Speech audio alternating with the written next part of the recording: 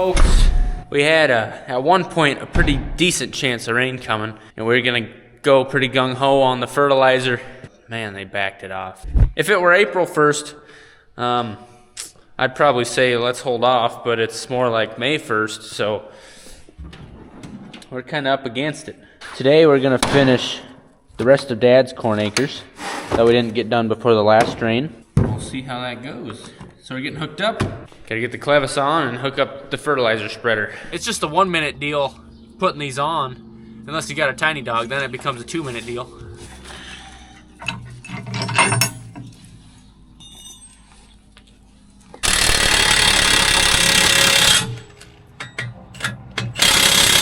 I think in 2 days I'm gonna start. We're gonna start playing. Handful of other farmers going. Temperature's a little cool. We're still plenty early, but yeah, might as well give it a go. Everyone else is going, huh?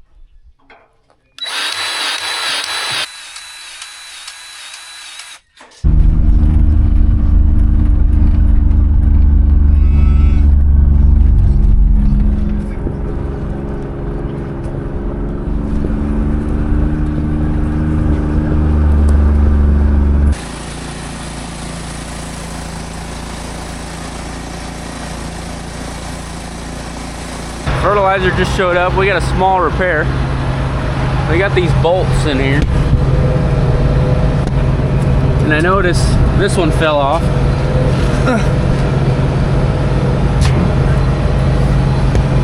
I just took my little camera mount, which is a magnet to cover the hole so it wasn't leaking out. It was effective, but I'd like this back, so we got to run a bolt back through in there. It's a big step.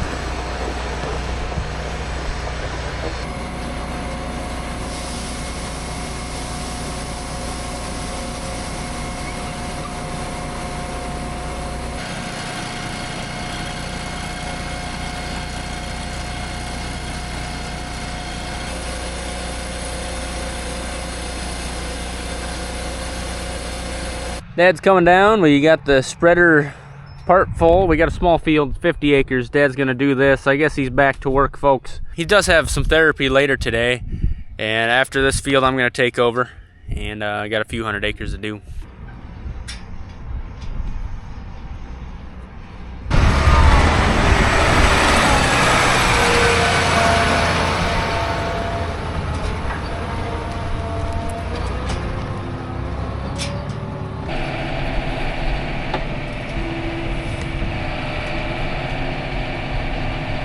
If we started catching some more rains and these pastures got a little growth to them, it's not out of the realm. In maybe 2, probably closer to 3 weeks, we could start opening some gates and quit feeding hay, but letting the cows graze on their own.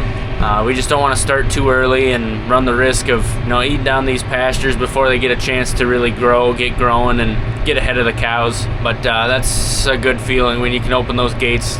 Those cows and those calves are in healthy green pasture, and I don't have to run down the road every 2 days and feed hay.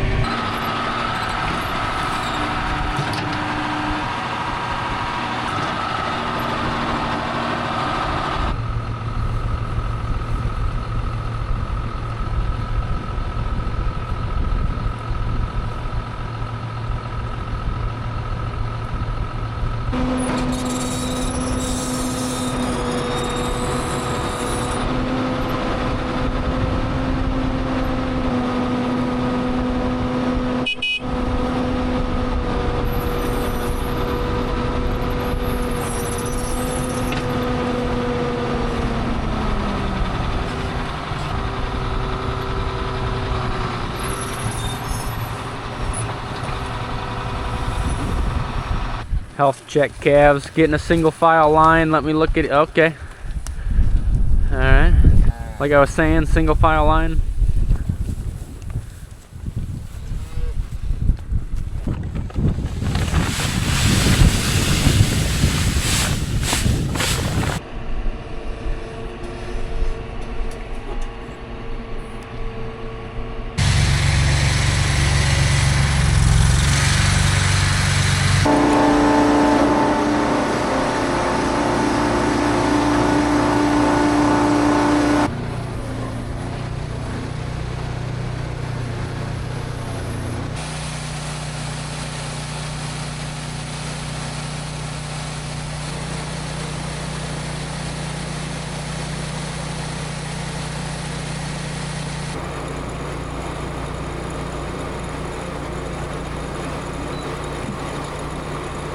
Alright, we're headed to a 240 acre field. About 3.5 hours to spread it, but we're actually going to have to come back and refill, so that's going to add 35 minutes, I suppose. Display is being funky again. I think it has something to do with these bubbles around the edge of the screen. It just keeps acting like it's getting clicked on. Just adds a little fun to the next 4 hours, I guess.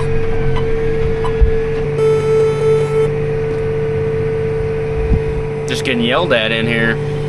Oh, we got weeds coming. Look at that. Well, you know it's spring.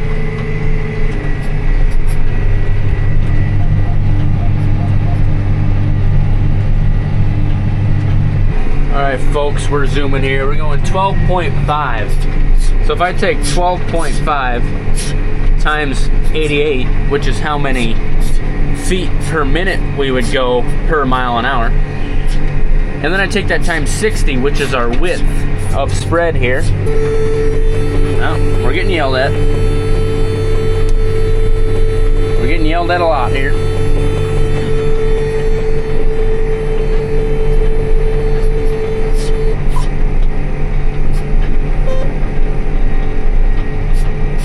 So that number gets us 66,000.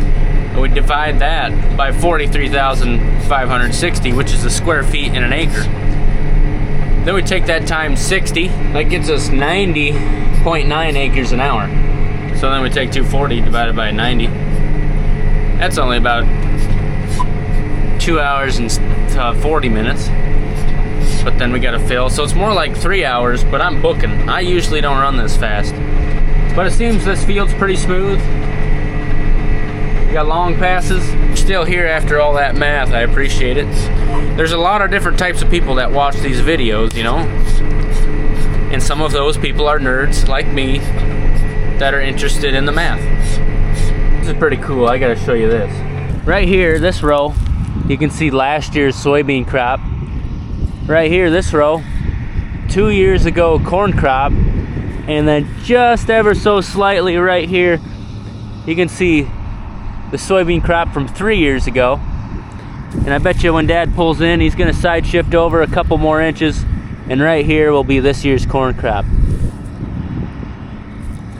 And we move over because the gauge wheels, when they run on the previous year's crop, you know, that's pretty bumpy, especially when it's big root balls on the corn. So your depth gets uneven. So we shift over a little bit so we're not bouncing each row on that old crop. And it's been so dry the last 4 years we haven't done much tillage. So that's why you can see all the crop here. Oh, there's more freed hens in here.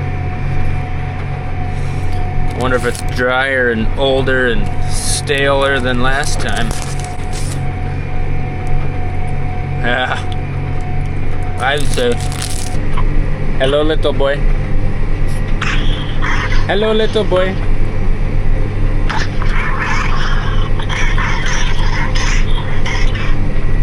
Can you say hi?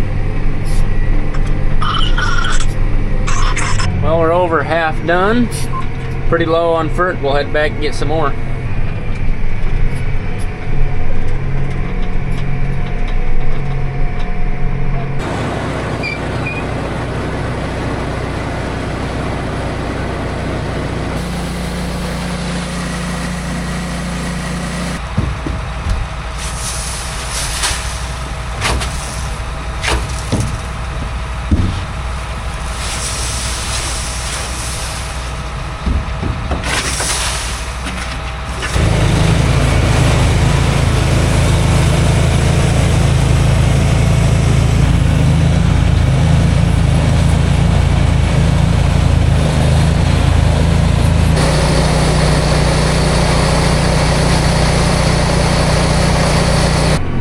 be able to finish this field. If we can't finish this field, we did something wrong.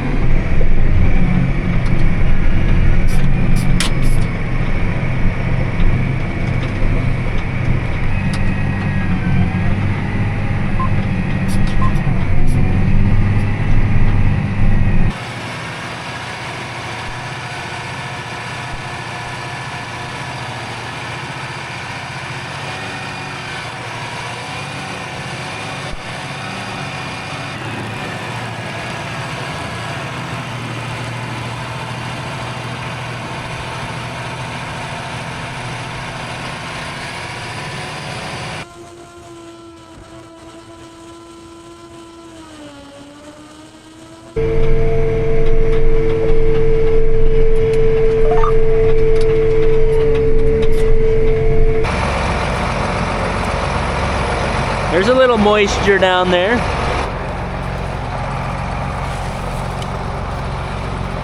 Extra iron in this soil test.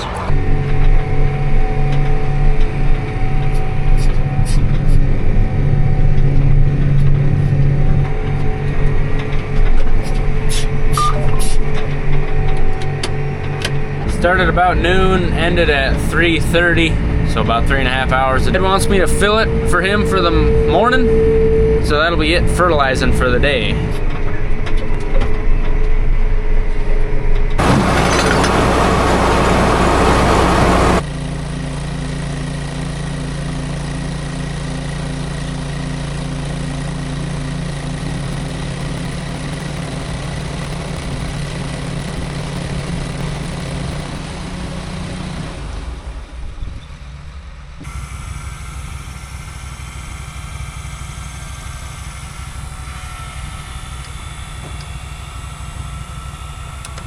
Got a thermometer here.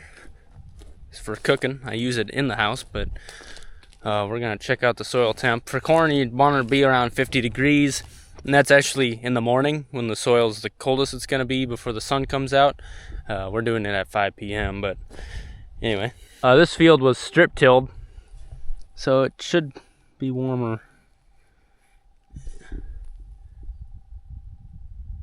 66, deeper down.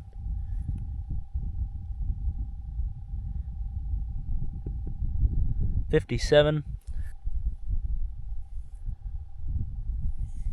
Well, it's warm enough for planting. Late in the day though. We'll probably start here in the next 2 days. All right, last thing of the day, right over here. Got a calf up. We're gonna run him through quick. I noticed him yesterday, ears a little droopy, kind of slow, kind of lethargic, a little bit of a dirty butt. So we're gonna get him in, give him some Resflor Gold. We use this a lot in our younger calves. It's really good for pneumonia. 2 years ago, I came outside in the morning, heard this cow bellering. She couldn't find her calf, and it's because the calf was laying low in the barn. He looked tough. He had pneumonia really bad.